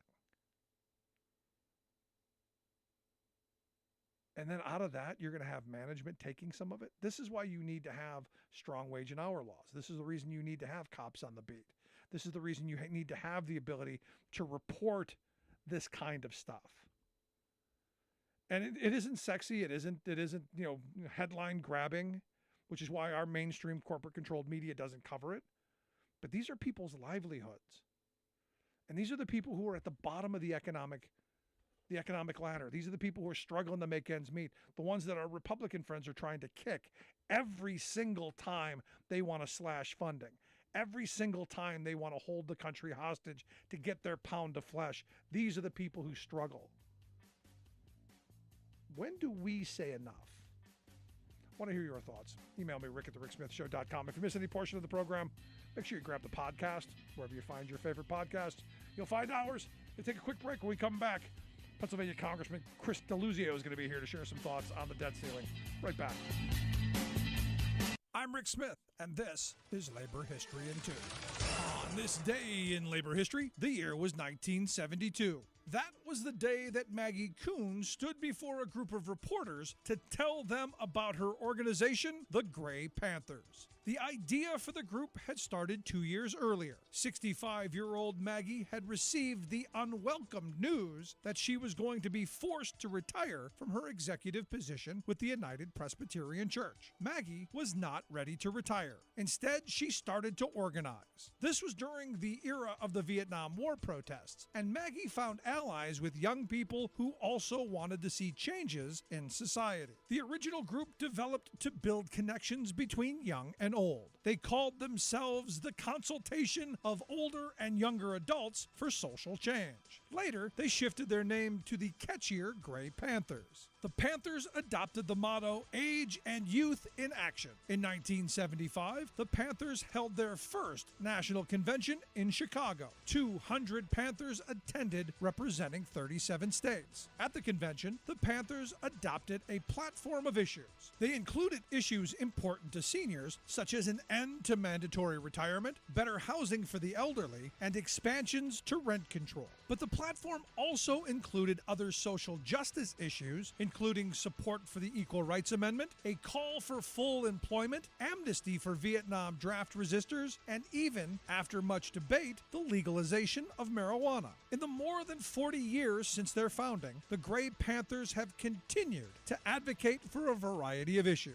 One key achievement was a court victory to make Medicare regulations more understandable to seniors, and they were years ahead of the nation by supporting single-payer health care for all. Labor History in 2 brought to you by the Illinois Labor History Society and The Rick Smith Show. Oftentimes, when you suspect you're being gouged by corporate price fixers, you are. Take the rat-a-tat-tat of today's price jumps at supermarkets and chain restaurants. They make you want to rush to the cash register before they raise prices again. No, no, cry the CEOs of food giants. It's not us. It's, quote, supply chain disruptions. Then corporate politicians and economists chime in with old platitudes about the invisible hand of supply and demand. And media know-nothings also pile on, blathering about ne'er-do-wells causing a labor shortage. But hogwash, your suspicions are right. It's plain old price fixing by avaricious food monopolies. Top executives even brag about it when talking to their bankers and shareholders. McDonald's, for example, recently told investors that, quote, strategic menu price increases in the past 3 months had boosted profits by 63%. Big Mac's CEO exulted, I'm really proud of how our system has executed pricing. Never mind that it's their customers being executed. Well, say free market proselytizers, just buy from a competitor. But in nearly all segments of today's food economy, a handful of giants control the market, with each one in on the fix. For example, Chipotle, a McDonald's rival, also jacked up prices in the same 3-month period, manufacturing an 84% profit increase. Its CEO then gloated to Wall Streeters, I think we've demonstrated we do have pricing power. This is Jim Hightower saying, by the way, these same giants are also fattening their profits by ripping off their workers. The federal poverty level is now $25,000 a year, with fast food workers typically getting only $3,000 a year more than that bare minimum for a 40-hour week. But there's the gotcha. The profiteering executives hold each worker to about 26 hours a week, creating a sub-poverty labor force for this multi-billion-dollar industry. The Hightower.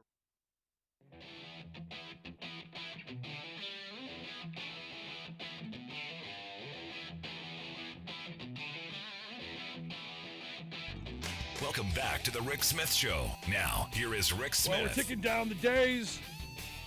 Only a couple days left till June 1st, and I know the negotiations are going on. I'm still in the mindset, the president's got to just go, look, we got to stop this kind of nonsense. Throw it to the Supreme Court. Let them decide. Because clearly, you're never going to give enough to these Republicans in the moment that we're in. And here to share some thoughts on the bad, the worse, the ugly, because I don't see much of an upside here. But I've asked Pennsylvania Representative Chris DeLuzio to come talk with us. Chris, thanks for taking time for us. Yeah, Rick, good to be here. Thanks for having me on. So I see nothing at this point, nothing good possibly coming out of what's going on.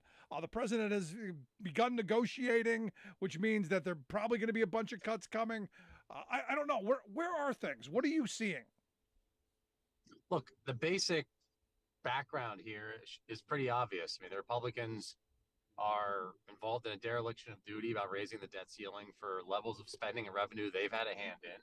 And now they're holding our government hostage, threatening to blow up the economy if we don't agree to cuts across the board in our government. And of course, what's never said or mentioned by these guys talking about fiscal responsibility is any kind of rollback of massive tax cuts for billionaires and huge corporations, which have driven up deficits into the trillions. So these people are not being serious about governing, and they're willing to make all of our lives worse and hurt our economy and push us into recession if we don't agree to cut basically everything that makes people's lives a little better through government. And this is where the frustrating part is, because you're right. We talk about this all the time. They're never going to raise taxes on the people who need it the least, but they're going to punish the people who need it the most. And we see this time and time again. This is not a new game.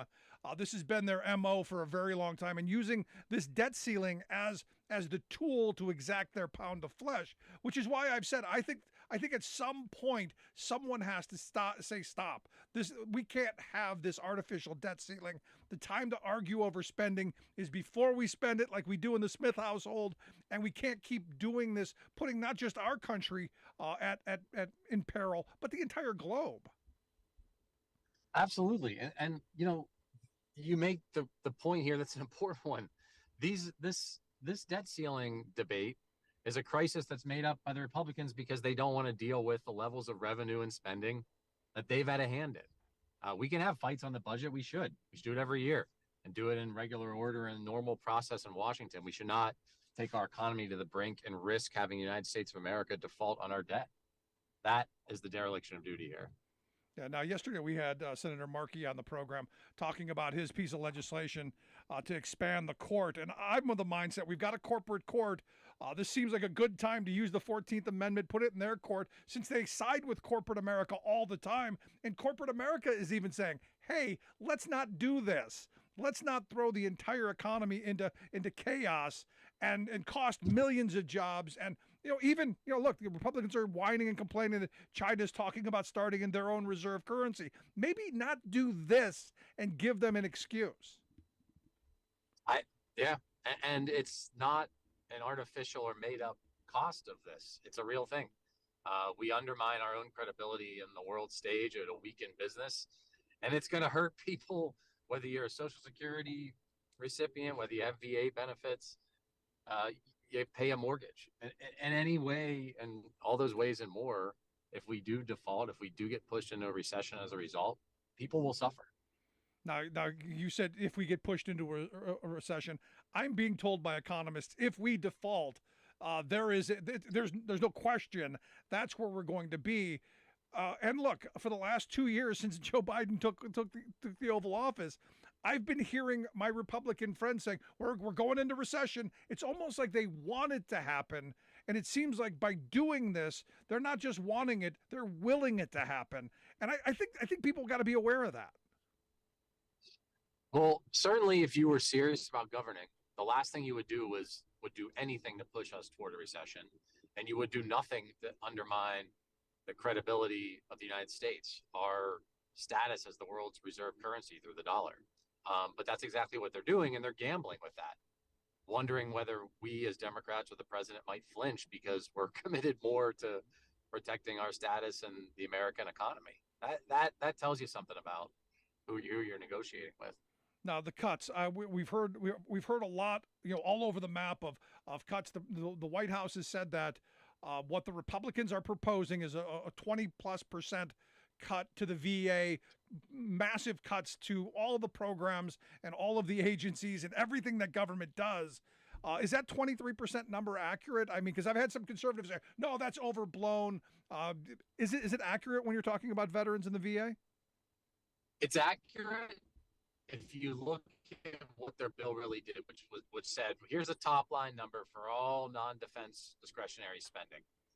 And to get to those numbers, It's roughly a 22% across the board. Now, they've put out an appropriations bill on veterans and some other things. And in addition to the $2 billion that they clawed back from Veterans Affairs in that bill they passed, the default bill, they've now put out this appropriations bill, and they underfunded a toxic exposure fund by nearly $15 billion. That's a fund that's supposed to be, mandatory guaranteed money to care for burn pit exposed veterans. And what they've done by underfunding it is forcing veterans to have to fight against other veterans programs for funding for those who are going to be eligible under the PACT Act that was passed last year. So veterans who are exposed to burn pits and toxic substances. So even when they're purporting to try to say they're going to fund veterans care, they didn't do the thing. They left the toxic exposure fund underfunded, which means veterans are going to have to fight to get that funded at the expense of other things within the VA. It just seems to me that not just. I get when someone says that they're fiscally responsible. When at my kitchen table, when we sit down to do the bills, sometimes things have to align. But you don't cut from the things that are central to your core belief structure, to your core needs. And I got to tell you, cutting from Veterans Affairs, cutting from the people that we put on pedestals and called heroes and sent into harm's way and all kinds of photo ops and flag waving, that just seems, I don't know, cruel, mean-spirited, heartless. I'm not sure. I don't know how you do that. Well, I think it's indefensible. I think this country is a sacred obligation to anyone who served. I'm certainly going to have no part of breaking that bond. And let me just take it back to a basic point about fiscal responsibility. It's not responsible with our budget to let us have billionaires, huge corporations live at historically low tax rates. These guys on trickle-down economics for decades. It doesn't work. It's a fairy tale. And to paraphrase President Obama, there could be an asteroid coming to the Earth, and these guys, and their answer would be to tax cuts for billionaires. It is not good policy. It makes no sense. It's what their instincts are, and it's telling. They're not talking about raising taxes to anything looking like normal rates. They're talking about cutting programs that all of us depend on and rely on. See, you and I are going to disagree on the trickle-down economics thing. I think it worked perfectly. I think it worked exactly as it was supposed to. It is humming right along. It's creating a large billionaire class, and it's sucking the lifeblood out of the working class. Exactly what it was supposed to do. And all of the policies that went to crush unions and crush worker power and crush regulatory oversight so we have safe working conditions, safe water. It's all part of this. So I believe it is working exactly as it's supposed to. Yeah. Point's well taken. I guess I'll concede that one to you. And look, it's not an accident, right? I mean, these guys all sign these pledges. They'll never raise any taxes on anyone or any company ever. That is not rational, responsible policy making. It is utterly divorced from any sort of normal understanding of economics. And it's where the Republicans are, and certainly where their leadership is. Now, you represent people in Western Pennsylvania. What would a default mean to the working people in your district? I'm sure you guys have mocked up what the kind of job loss and the kind of economic devastation that's going to come to the western part of the state, which is coming back in pretty good ways. What would happen to your district? Jeopardizing Social Security payments for more than 100,000 families in my district. You've got around 250,000 people in my district who get their health coverage from the VA or Medicare or Medicaid. That would be undermined or weakened here. You look at what a homeowner might see in terms of their mortgage going up, about $100, the average house monthly. That's a serious amount of money that comes out of people's pockets. And that's separate and apart from if this pushes us into a recession and what that might mean for all of us in terms of jobs and pay and everything else. I mean, it's just a pretty terrible set of facts that we could totally avoid should the Republicans, or if the Republicans are willing to just be governing partners here. Let me ask you, because you spend a lot of time in the cloakroom, I'm sure, and you're talking with Republicans. And I don't want to view them as evil. I don't want to think that there really are people who want to shoot the hostage and throw the country into chaos. It appears that there are. I mean, from the outside looking in, it appears that we've got a good number of Republicans who really do want to push the button and see what happens if we default, who really do want to shoot the hostage. When you're not on camera, when there's nobody else looking, what are these folks telling you? I mean, are they okay with taking us in the direction we're going, or are they so dug in that they've got to get their pound of flesh that it doesn't matter? Look, I think there are some folks on the far right who are willing to push us into default, and I don't think that's the majority there, but they're certainly there and they have a say. And I think there are folks who think that they've got some leverage to block the debt ceiling being lifted here and are going to use that leverage to extract horrific cuts while keeping the taxes low for billionaires and corporations. It's their ideology. It's what they believe. It's what their donors want. And this is how they're going to use that power. It's what their donors want. You're listening to The Rick Smith Show with Pennsylvania Congressman Chris DeLuzio. I got to ask you this. Today, I'm sure maybe you've already seen it. One of your colleagues from Georgia, Marjorie Three Names, as we affectionately call her, she evidently introducing articles of impeachment as if the potential of default wasn't bad enough. If that chaos wasn't enough, we are now introducing even more into our system. I got to get your thoughts. Yeah, I mean, it's just an unserious, ridiculous effort. They lack the courage to kick George Santos out of the Congress, and they're going to do this political theater, all while they got in line as a party and refused to impeach the man who tried to overthrow our government through a violent coup on January 6th. So they can miss me with this faux outrage around impeachment. Now, this is obviously, I got to assume it's obviously going to make its way through. And I guess I should ask that. Does this make it through to the process of an actual impeachment? Or how do you see this? I got to wonder how McCarthy's going to handle this. Frankly, short answer is I don't know. And the person who will have more to say than anyone else is the guy you just mentioned. That's Speaker McCarthy's party, and what he decides and what his leadership is going to decide to do with it is anyone's guess. So let me ask you this. I mean, as somebody, new to Congress, you went in there wide-eyed, gonna change the world. We're gonna get things done. You frustrated and ready to leave yet? I'm not. I'm still optimistic. I'll tell you and I'll remind your listeners, I represent the part of Western Pennsylvania right in the border with East Palestine. So my constituents were affected. Some were evacuated when the derailment happened. And I say I'm still optimistic. Look, we saw my bill, the Railway Safety Act, the Senate version, go through committee with a couple Republican votes and Democrats supporting it. I still have some optimism we can do the right thing in the face of crises. We'll see. I had the CEO of Norfolk Southern in my office, I think yesterday. I reiterated to him my strong belief that his company has to do what is right to make whole the people they've hurt, that they should get out of the way and frankly support legislation like mine to make rail safer. Now, they haven't done that yet, and I'm not naive to think that they're going to get on board with something that's going to cost them a few bucks, but that might keep my community safe. But I still have some hope we can get this done. Yeah, not just your community, but a lot of communities across this country. Because I don't know if you've been noticing, the news media has actually been paying attention this year to the number of derailments, and they're on par with last year or the year before. And there are ways that we could make the rail safer. There are things we could and should be doing, but sadly, we're too distracted with self-inflicted wounds like this idiotic debt ceiling fight, or now with Marjorie Three Names' potential impeachment. I was hoping we might, get something done, help working people, help folks get ahead, help people move forward. Sadly, it's all, I guess, bread and circus at this point.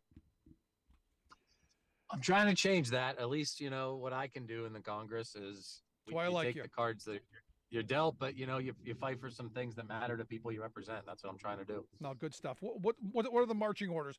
What should we be paying attention to? What should we be outraged over? Look, I think, and I'm biased because my constituents and I care a lot about rail safety. Pay attention to what happens with my bill, and if it gets out of the Senate, and if the Republicans are really going to carry water for the railroad, or if they're going to support it. And I should be clear. I've been pretty critical of the Republicans here. I've got a couple of Republicans supporting my bill in addition to those in the Senate. So we can find some partners on some of this. And when we can, we should. I think that's the basics of governing. And when we can find allies across the aisle, we got to find. There you go. Congressman, I appreciate the time. Good stuff. I look forward to talking to you again. Thanks so much for the good work you do. Congressman Chris DeLuzio. Want to hear your thoughts? Email me, rick@thericksmithshow.com. Going to take a quick break. Right back to wrap things up. Stick around. You're listening to The Rick Smith Show. We're working people. Come to talk.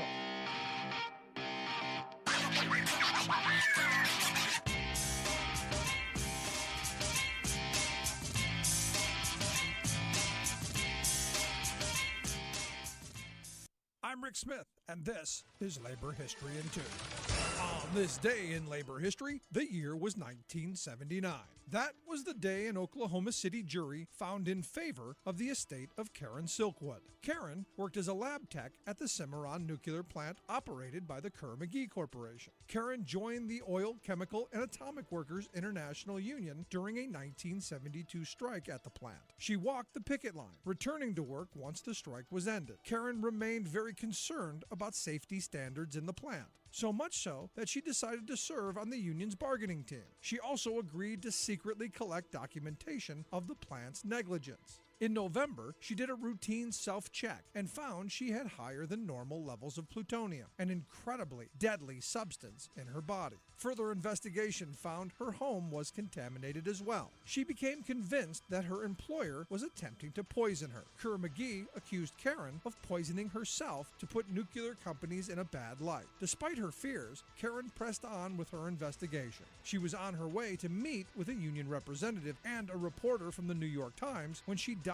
in a mysterious car accident. She was allegedly carrying a manila folder of documents related to her investigation. The documents were never found. Evidence showed that she was likely forced off the road by another vehicle. The jury found the company at fault for the plutonium contamination, awarding more than $10.5 million in damages. The company fought the verdict and eventually settled with the family for $1.38 million. In 1983, Meryl Streep starred in a movie, Silkwood, telling the story of this incredible woman who gave her life fighting for worker safety. Labor History in 2 brought to you by the Illinois Labor History Society and The Rick Smith Show. For more information, go to laborhistoryin2.com, like us on Facebook, and follow us on the Twitters at Labor History in 2.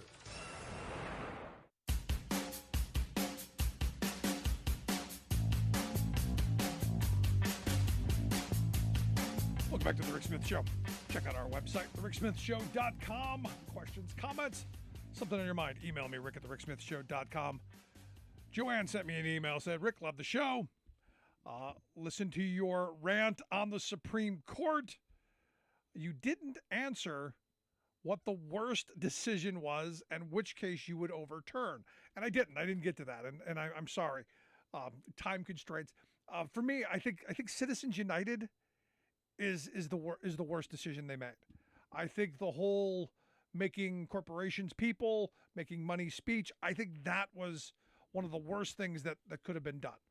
And what's thrown out at me, and I love when people do this, they go, well, it just isn't corporations that can spend unlimited amounts of money. Unions can too, and you're a big union guy, so you should be in favor of this, because union can spend a bunch of money. When you look at the numbers, unions are outspent, multiple times. Depending on the person, the numbers you're looking at, 7 to 10 times to 1. Is where you're looking at. I've seen on the low end of 7 to 1 corporations outspending labor. I've seen it as high as 10 to 1. And we're not even talking about the kind of money that the billionaires throw in. The reason Republicans are not interested in raising taxes is because that's where they get their money from. And you go, well, Democrats, they get money from billionaires too. Yeah, they do. They get money from rich people too. And this is where I'm of the mindset. This idea that money is speech and money can buy our politics is insane.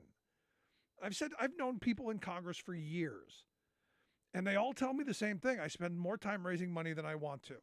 I spend more time raising money than I do anything else just about. Because you need to keep churning cash out to run these really expensive races. And it's not supposed to be this way. So for me, the idea of doing something on campaign finance was incredibly important and something we should be doing. But if you look at what this court has done, you can put their bad decisions into a couple of different baskets. For me, I focus a lot on the horrible labor choices that they make in pushing us back to the Lochner era where, as I say all the time, if you're hungry enough and desperate enough to work for poverty wages and deplorable conditions, it's your freedom, it's your liberty. Taking us back to the good old days of liberty of contract. There's those things. Then there's the money stuff, the corporate power stuff, the dominance stuff, the money is speech stuff. Then there's the voting rights stuff, all of that, all the voter ID, the no longer having to get pre-clearance. There's all of those things. And then there's the social issues. And it's the social issues that get the most attention. It's the guns, it's the marriage, it's the abortion, it's that stuff. When the reality is the mass of this country, the majority of this country, if we truly were a democracy, and we are not, I know, I'm not saying we are, we're a democratically elected representative republic. I get it, constitutionally limited representative republic, I get it. Democratically elected, I get it. But if we were a democracy, none of these issues would even be considered, because the mass of people are in the place that I'm in on these issues. On abortion, I'm not in favor of abortion. I'm pro-safety. I don't want my daughters dying in back alleys. None of us do, and none of us should. Abortion should be safe and legal. Not on demand. Nobody's saying, hey, we should have drive-thrus. I've had arguments with people that if men were the ones bearing children, abortions would be drive-through. You could get it on the way to doing something else. Same-sex marriage. Most people are in the same camp. Don't care. None of my business. If two people want to jump into that mess, God bless them. The trans stuff, another issue. Why? Why are we talking about this? Why is it a thing? It's a thing because they need something to outrage us.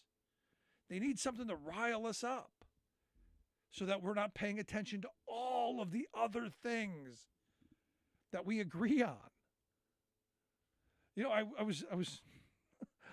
used to go to CPAC, the Conservative Political Action Committee thing, and I used to go and I would talk to people about labor issues. And it's interesting how many Republicans are actually pro-labor, believe in unions and believe in collective bargaining and are there. And how many of my union brothers and sisters are card-carrying red-rib Republicans because my pappy was a Republican. The Eisenhower era, where I wasn't totally opposed to it. When Eisenhower wrote a letter to his brother, think about this. He wrote a letter to his brother Edgar and said, if anyone comes out against Social Security, unemployment, labor laws, the Farm Bill, any of this stuff, if anyone comes out against this stuff, they'll never be heard from in our political world. Never heard from. Now, I said, there are a few Texas oil millionaires, Hunt. There are a couple of these big business people, the moneyed interests, who want these things, but their numbers are negligible and they are stupid. The reality is stupid is taking over the Democratic Party or the Republican Party. And look, part of the Democratic Party, because you had an era where we were getting along. Let's tatter that safety net. Let's limit the power of workers to organize. Let's find common ground. And this is my fear of where we are on this debt ceiling. We're going to take it out on the poor again. We're going to take it out on the working class again. And the billionaires, they're the ones that are going to continue to profit. It seems pretty simple to me. Let us get together on the things we agree on.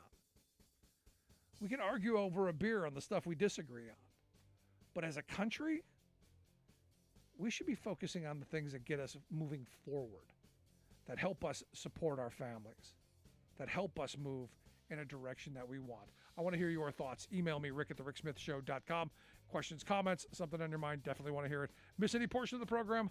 Podcast. Wherever you get your favorite podcast, you will find ours. Thanks for being here. We'll see you back here next time.